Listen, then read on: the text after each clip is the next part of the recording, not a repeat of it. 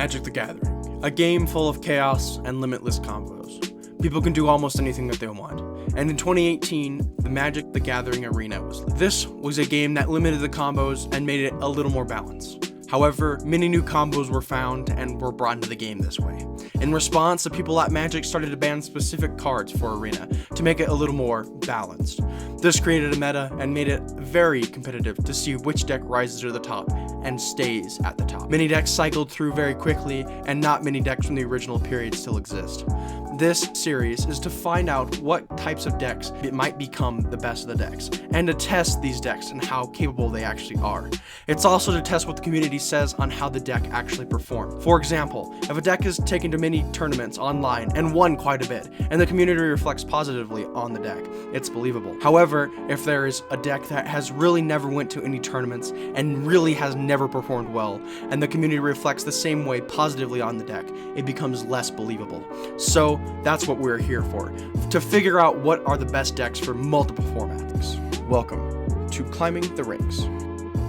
According to YouTube, only 5.9% of you are subscribed, so please consider subscribing. You don't have to, but it would really help me to reach my goal by 1,000 subscribers by the end of this year. Welcome back to yet another episode of Climbing the Ranks, where today we're bringing yet another historic Brawl deck, and today our commander is Adeline, Resplendant Cathar. It's a 3-drop mono white commander deck with Vigilance. Adeline has Vigilance, and Adeline Resplendant Cathar's power is equal to the number of creatures you control, and its second ability is whenever you attack for each opponent, you create a 1/1 creature token that is tapped and attacking a player planeswalker that they control. So this deck is a aggro deck, as you can guess, and it's basically just to have a lot of anthems because a lot of them are tribal, and then also to get a lot of things that you can basically double the tokens and get a lot more out there. So without further ado, let's get on into the deck. So for our 1-drops, Alseid of Life's Bounty for protection, Authority of the Consuls for being annoying, Curse of Science for also being annoying,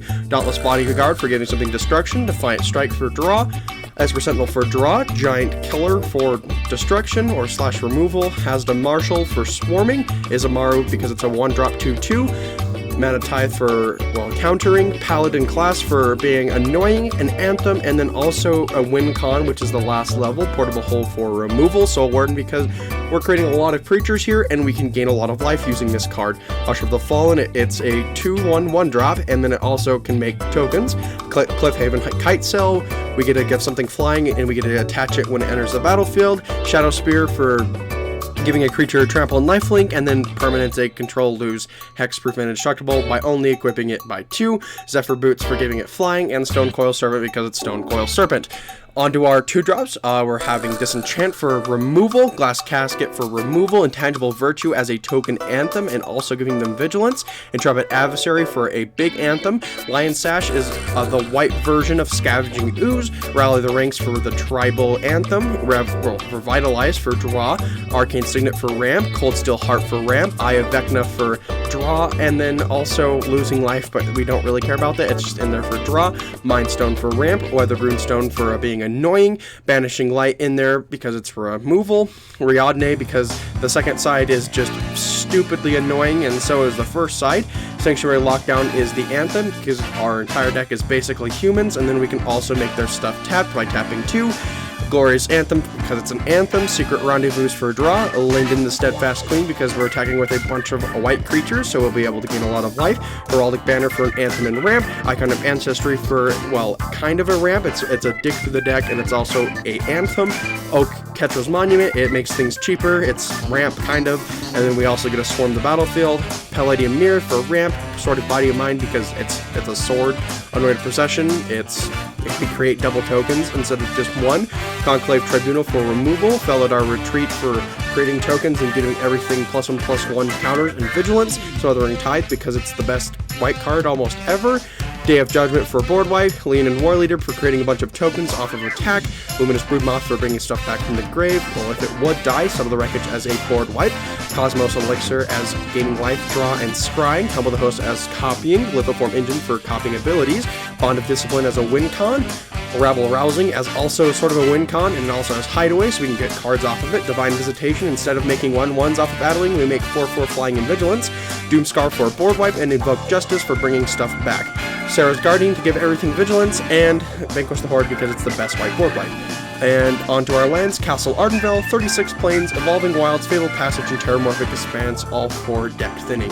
That's the entire deck. It's mainly just to go full aggro, mono white, and let's get right into the game. Game 1, our hand is looking, well, alright. It's not the best, but I think I'm going to go for it. It's not too bad. We have a nice curve with Mana Tithe, Alciad, and then turn 2 we can do Stone Coil Serpent or Weathered Runestone if we need to, but we're going against Combo Console of Allocation, which is a lot of a slower kind of deck because it's only when we cast non-creature spells, and in this deck, our entire deck is based around creatures, so it's not going to hurt us too bad, hopefully. We're going to do Stone Coil right here just to get a 2/2 with Trample and Reach and Protection from Multicolored, so any like things that are like a black-white spell that will kill it or exile it, it has protection from it. Heliod comes down, that's perfectly fine, that makes sense in this kind of deck. Here comes Adeline, we're going to bring it out there, we're going to attack with the 2/2 and a 1/1. Of course he's not going to block because it's Esper Sentinel, and Esper Sentinel is really, really good. And let's see if he's going to do anything where he's can't cast his, well, he can cast his commander. I thought it was a 4-drop instead of a 3, but I mean, I guess it kind of prevents us from doing like a board wipe, but it doesn't really prevent us doing anything else, and we're just gonna cast 2 more creature spells. Linden will trigger, we'll attack with 2, gain 2 life. He has no creatures on his board anymore. He had to get rid of his Kambal and Esper Sentinel. There's Kaya's Wrath. Dauntless Bodyguard is going to target the Adeline, so it won't kill the Adeline. So we have at least 1 card. We're going to do Icon of Ancestry using Human, of course. We're going to swing with a 2/5 and a 2/2, so it's a 3/5, so 5 damage total.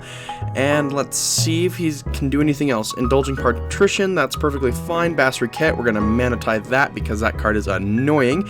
We're going to do Weathered Runestone here. We're going to activate the ability of Icon of Ancestry. We're going to grab an Esper Sentinel to our hand. We're going to attack with all of our things. We don't really care if he gains, what, 1 life. Sure, now it's a 2/5, so sure, he's probably going to cast, yep, Kambal again. And then here's one of our win cons. Rabble Rousing is going to do a lot of things for us. We're going to exile the Intrepid Adversary off of it, so it's not too bad. I mean, we could have done the other thing, but I don't really care. He's going to go down to 3 life right now, and it's not looking too great for him. We have a lot of 1/1s, and we're going to swing with everything next turn. Hopefully he doesn't have a board wipe to get rid of everything. He does not, and there's the win con guard right there, Divine Visitation, and this should be game no matter what he does. Even if he does like block with everything, here comes Intrepid Adversary, we can't play anything, and he scoops right there. Game 2, our hand is looking a lot better than the last game. We have a Authority of the Consuls and then our Scavenging Ooze for us, so that'll be a nice card against a mono red deck, which usually, especially Delina, is most likely haste and that kind of stuff, so we got rid of that. We're gonna do Stone Coil Serpent for 2 again, and let's see, he's going to like draft the card from his spellbook, which is perfectly fine, I guess. I don't really know. It's a lot of equipment is what I saw. Tormentor's Helm's gonna equip. He has a 3/3. That's fine. We'd only take, what, 3 damage, which is whatever. I don't really care about it. Here comes Adeline. We're going to swing in with the Stone Coil with a total of 3 damage. We're going to do the exact same thing that he did and swing us for the same damage. And look, Armed Scavenger is going to do another thing. Let's see if he gets anything that's huge off of it. It doesn't look like it. Scavenge Blade, he's just going to attach it 5/3. That's whatever, I guess. He's going to swing with a 5/3, and I'm not going to block. I could kill it with Adeline if I wanted to, but he's also going to kill Adeline for me. Lion Sash is coming here. Hazda Marshall, we're going to swing him with 3 things. He's going to go down to 12 life. And now we have a blocker with Hazda Marshall, and hopefully he doesn't give it Trample with anything. Utility Knife, I believe, or no, Gold Vein Pick is what he got. Goblin Chain Roller hurts us a lot here. He basically just board wiped us because all of our stuff was 1/1s, but I don't think he has anything else because, I mean, I think he's just kind of stalling, hopefully. Yep, that's what he did. Mind Stone, Zephyr Boots is coming out there. We're going to swing in. He's going to go down to 6 life. We're at 13, though, so hopefully he doesn't get anything too big. Relic Axe, he's going to equip it to the Goblin Chain Roller, attacking with both, and he scoops right there. Game 3, our hand is looking really good. We have a nice Intrepid Adversary, and we draw a Soul Ward just to make it even better. So we have a drop on every turn. Hopefully we can get another land. That would be kind of great. And let's see. Here comes Esper Sentinel, gaining a life off of Soulborn, and we're going to swing in with the 1/1. I mean, it doesn't really matter. We're going against Ginny Faye, Jetmir's second. That's interesting, which is Shrines, or maybe not Shrines. I know it's a create token kind of deck, but I wonder why you're running Shrines. That's kind of weird. Yeah, exactly. Shrine Steward's coming out there, and it's only 3 colors that they have to run with. I mean, I guess you have a lot of shrines now with the Kamigawa sets, and here comes Valkmira, and we're going to swing him with, well, 5/5 and a 1/1. He's just going to walk the 1/1. But this is still a strange deck. I mean, yeah, he's 5 mana, cool. Here comes Ginny Faye. I don't really care. Card Touch of Solidarity. He's not bringing much of a threat right now. Maybe he will. I mean, I know this deck can get kind of out of hand. We're going to equip the Sword of Body and Mind to the Adeline, and he's going to block, of course, because he doesn't want to mill 10 and we created 2/2. That would be kind of chaotic. Here comes Ghost Shintai of whatever, Shared Purpose, and he creates 2/2/2s. I mean, it makes a little more sense. We're going to give everything a +2/+2 anthem. That's pretty awesome. We're swinging with a 10/8. He's going to take the 10, going down to 7 life, milling 10 cards, and recreate a 4/4 wolf, or, well, it's a 2/2, but we have an anthem out there. Anointed Procession comes. That's okay. I mean, he doesn't have much of a board presence, like I said earlier. Forbidden Friendship, he creates, 4 1/1s basically, and 2 1/1s haste. I mean, he has quite a bit of a board now, but it's not much of a threat. We're going to give Adeline flying and win the game right there. Game 4. Hand is looking also pretty good. We have a Dauntless Bodyguard, and then we have Glorious Anthem for later for, well, giving us an anthem. Oh, Curse of Silence. We're going to target Gyota, or Gyruda, Doom of the Depths, the Ikoria companion. Well, that can be a companion, which it's not. Reassembling Skeleton is out there. That's neat, I guess. I mean, I don't really know what this deck does because I haven't gone against it a lot. I know Gyruda and all of them have some stupid ability. They're all very good. I think that Loris, though, of the Dream Den or Gigantha is the best ones. Epic Downfall, he's going to exile my commander. Okay, he swings in with a 1/1. And let's see.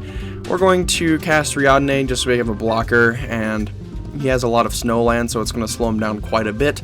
And also, if he has anything that is huge, which mostly blue-black kind of decks do, they have huge, well, non-creature spells. Here comes Esper Sentinel, Dauntless Bodyguard, targeting Riadne because I really want this card against his deck. It's really slowing him down quite a bit. He's going to take 2 damage, and it's Vigilance, so we have something to block if we need to. Sword of Body and Mind, we're going to draw off of Esper Sentinel. He's going to equip it to Ovar, and we're going to block it with the No, we're going to block it with Esper Sentinel. Instead of just getting rid of one card, we can just get rid of another card. We're going to target the Ovar. I probably could have targeted the Sword of Body and Mind instead, but I don't really think that it's much of a threat. Yeah, he's just going to equip it to the Reassembling Skeleton, but it's only going to be a 2/3, which is kind of, oh wait, it gives him +2/+2. Never mind, that changes a lot of things. We're going to just make him block with Dauntless Bodyguard, and we're just going to make it indestructible, so in case he has any kill spells, it will get rid of it. I could board wipe here, but I don't really need to. We're just going to Glorious Anthem, making it a 3/4, going to swing in because it has Vigilance, and now we hopefully won't take any damage. I mean, if he has something that will kill it, it will, or does that. And then now we're going to, let's see, we have some things in the grave. I think I'm going to target the Banishing Light here, just to get rid of that Reassembling Skeleton. I mean, I could have, like I said earlier, got rid of the Sword and Body and Mind, which I should have, but it's a 7/8 right now, and it's kind of hard to deal with, so there's no Heartless Act coming out there, hopefully, because in case he had one of those, or he just Brazen Borrows it, attaches it, swings in for 6. That's kind of sucks. I mean, we're going down to 14 life, and we don't have a lot of cards still left in our deck. We're going to give the Adeline flying, but we can't attack with it because it doesn't have haste. Noxious Gearhulk kills the Adeline again. It's a 7-drop now. He's going to swing in. We're going to go all the way down to 6. Now here's our board wipe, because that's exactly what we need here, and we're going to do Luminous Broodmoth, so next turn we can cast Riadne or something like that. Extinction Event, and then Brazen Borrower, cool. We're going to cast Riadne on the regular side, not the flip side, and we're going to give it an Anthem with Paladin class. He's going to make it a 5/3. We're going to have to block here, or we're only going to go down to 1, which is not very good. We're going to cast Adeline and Hazda Marshall once again, and hopefully next turn we will have enough to cast Paladin class, and, well, not cast, upgrade it. We're going to also attach the Zephyr Boot, so we can basically just draw and discard. It doesn't really matter. He's going down, and that's game. Game 5, our hand is looking a lot better. I mean, it's okay. I mean, it's good, but it's not amazing. We have a nice, We have a nice curve with Cold Steel Heart and that kind of stuff, but we don't have any early 1-drops, which this deck really wants, like Llanowar Elves, but we're not running white. I mean, we are running white. We're not running green, we're running white. Chatterfang, we're going against Squirrels. That's a lot right there. Here comes Adeline, and it's a 1/4, so he won't be able to attack with a Chatterfang, and we're going to get rid of that Scoot Swarm. Oh wait, he had the Llanowar Elves, making him forcibly do that. That was kind of not the best play in my part. We're going to do Sword of Body and Mind, attaching it to Adeline, and we're going to attack with the Adeline because he can't kill it. It's just a 4/6. He's going to take 4 damage, and he's going to go down to 21 life. I don't even know what I was saying back there. He's creating quite a lot of 1/1s and swarming with everything, but it has protection from green, so it's not much of a problem. Well, that's Adeline that does. Hopefully he doesn't kill it because he does have black, but I don't think he has any kill spells right now. We're going to cast Intrepid Adversary. We're going to pay the 1 to give everything 1 Anthem, and never mind, we won't be able to do that, and we're just going to cast Revitalize in response and foretell the Doom Scar in response to that as well. We're not going to attack with the Adeline. I mean, I could have because it does have Vigilance, but his board is kind of getting a little crazy and he's gaining a bunch of life. Yes, he does have a lot of creatures out there. I can see that. Hopefully we can draw something that gives everything 1/1, which why it doesn't have. I'm just kind of joking there. We're going to swing in with a 4/6, making it a 5/6 and a 1/1. I know he's going to block the 1/1 because why wouldn't you? It's just a 1/1. And he's going to kill his insect with it. Weird. I don't know why he just didn't block with Chatterfang. I mean, it would have made a lot more sense. We have Giant Killer for next turn. A Return to Nature. He's going to kill our sword, so that kind of slows us down a lot. We can Doom Scar next turn if we need to, which I think we will, because this board is getting kind of crazy. Hopefully we can draw something like a Dauntless Bodyguard to hopefully protect, which we don't. We just draw another land. We're going to kill everything here. And then I think we're going to play the Felidar Retreat. So if we draw lands like we have been, we'll get a 2/2, which we just did. And we're going to make a 2/2. It doesn't give it haste, so it won't really matter. He has a 3/3. We're still saving the Giant Killer until he gets something that's, well, giant. And Castle Echoing, he's going to draw a card off of it. He's going to lose, I think, 3 life or 2 life, one of that. Felidar Retreat, we're going to put a +1/+1 counter on everything and give everything Vigilance, so just the cat Vigilance because we already have Vigilance on Adeline. And we're going to attack with both of them because I don't really care if he blocks with it. It's just a 3/3 that does nothing right now. I mean, it's just a kind of a beater out there. And I think he's going to take all of the damage, surprisingly, which is a shocker for this kind of deck, because in green, there's not a lot of ways to gain life when you're running this deck. I'm saying that there's a lot of ways to gain life in green-black, but not in Squirrels. I don't think you run a lot of life gain. That's at least what I've seen for the past few games that I've played against Squirrels.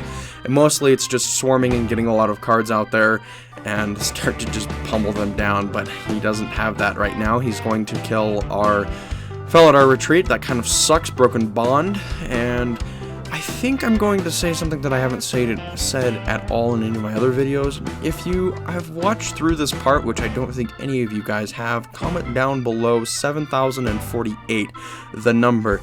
If you have, I'm going to be surprised, but I highly doubt it because not many people, according to YouTube, only watch around 7 minutes of each of my videos, which is good, but it's not a lot. More than I expected it to be, but less than I kind of wanted it. So I don't know.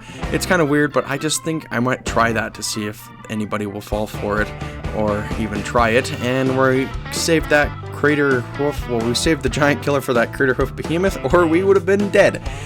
He has 3 life, and next turn if this turn if he swings in with everything, which he does because he's a little bit greedy, and we can block if we need to gain some life here. And I mean, yes, it does have trample, but we're only going down to 9 life, and we do have this game in the bag. Hopefully, Poison Tip Archer, whatever, it has trample. Adeline has trample, and we have a 3/3 as well. There's not much you can do from, well, stopping us. Intangible Virtue, and we're also going to have a 2/2 out there because of Intangible Virtue, and we're also going to cast the Giant Killer. He's basically dead. There's no comment about that.